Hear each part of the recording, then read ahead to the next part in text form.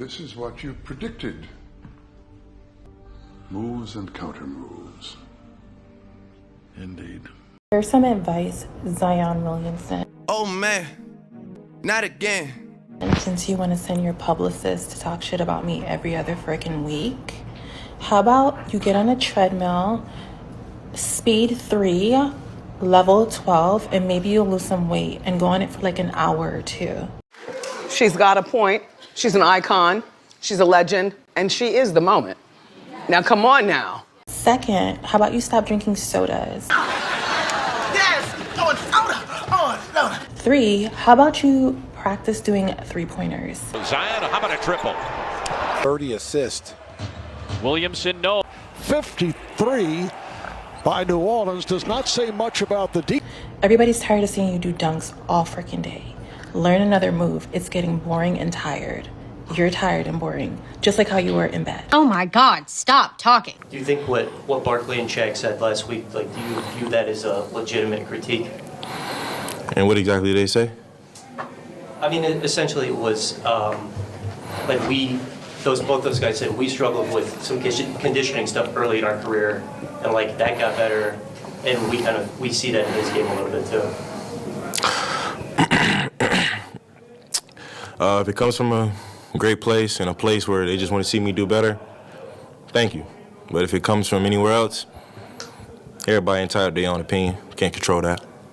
It's not an opinion if it's true.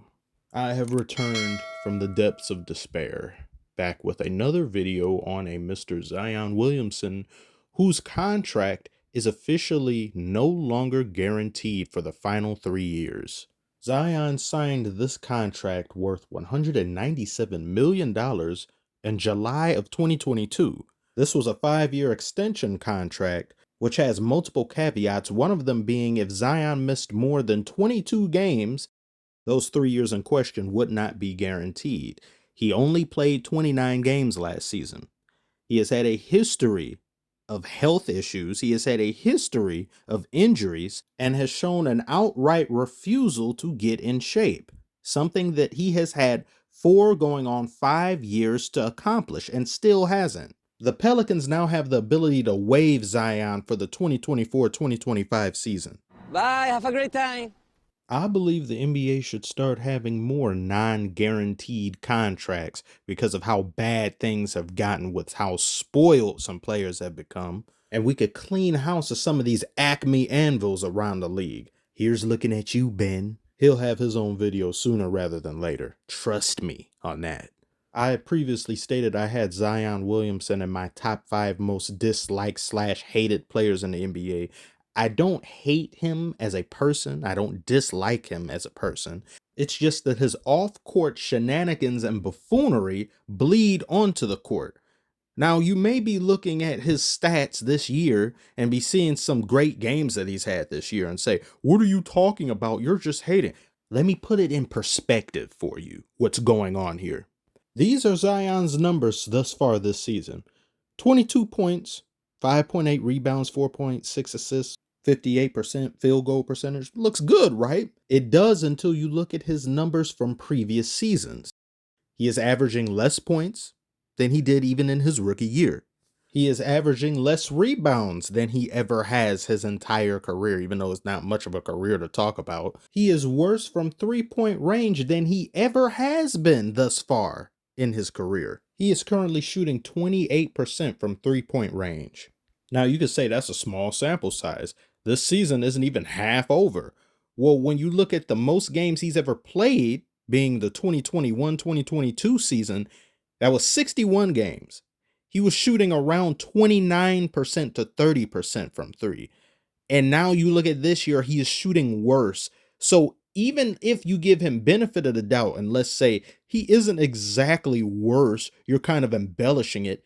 He isn't growing. He isn't becoming exponentially better. He has stagnated. And the most embarrassing stat to me in here are the rebounds. He is a power forward. Relative to his position, that is horrible rebounding. 5.8 rebounds. Sometimes some games he's barely getting 5. From 2021 to 2022, he had around 7 rebounds he averaged. Now look at him. well, the season, he's just going to get better. No, that just means you came into the season out of shape. You came into the season unenthused, uninvolved. So you're trying to play yourself into shape. That's lack of discipline. You show lack of effort on the defensive end. Zion plays little to no defense. He doesn't even block the ball as much as he used to. And it seems like every post-game interview, Zion is breathing heavily. I had to talk with the guys, see where their mind's at, and see how we can become better with that. Not the way we want to start, but got a lot of room for improvement. That's Zion Perkins. That's Darth Williamson. No amount of midichlorian count can excuse this behavior. And I'm going to keep bringing up this weight clause. I'm going to bring it up till I'm blue in the face, till I'm out of breath like Zion is. He's got a weight clause in his contract. Yet I have some Zion apologists show themselves in the comments section like, bro just had a great game. You a hater. What you talking about? Look, he just dropped 20-something or 30-something. Yeah, do it the whole season. Do it the whole season. Make it to the playoffs. Actually be competitive in games. Don't miss out due to injury. Can he do that first? What part of he only played 29 games do you people not understand? Bro, all your videos are all about hate. I don't give a fuck. The way people's frontal lobe on social media functions baffles and befuddles the hell out of me. It's like seeing a clown walk down the street and you point your finger and say, you're a clown, and people call you a hater. Is he not a clown? I don't understand. What am I doing wrong? Am I saying something that's wrong? And I'm just somebody on YouTube talking. By your own very logic of hating, that would mean Pelicans are haters. Shaq is a hater. Charles Barkley is a hater. Mariah Mills is a hater. Well, yeah, she hating. She hating out this world. But how long until reality sets in? When Zion plays a majority of the games in an NBA season, and when he makes the playoffs, everything that I've said up until this point will be moot and will have to be changed accordingly. Until then, no. One game isn't going to do anything. 5 games aren't going to do anything, no matter how great they are. Let's see the entire season play out, and let's see him finally transcend to the level that so many, including myself, know he is capable of. I ain't got time for no foolishness. This prisoner of the moment mentality, it permeates the NBA fandom. I just don't understand that.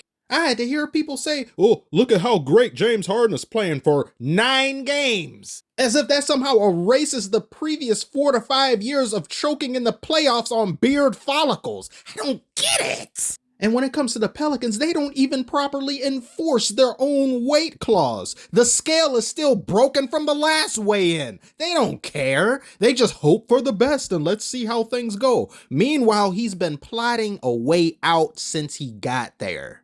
They're not even asking Zion to play good. Imagine being told you don't even have to be good at your job. You just have to show up and be healthy. Whew.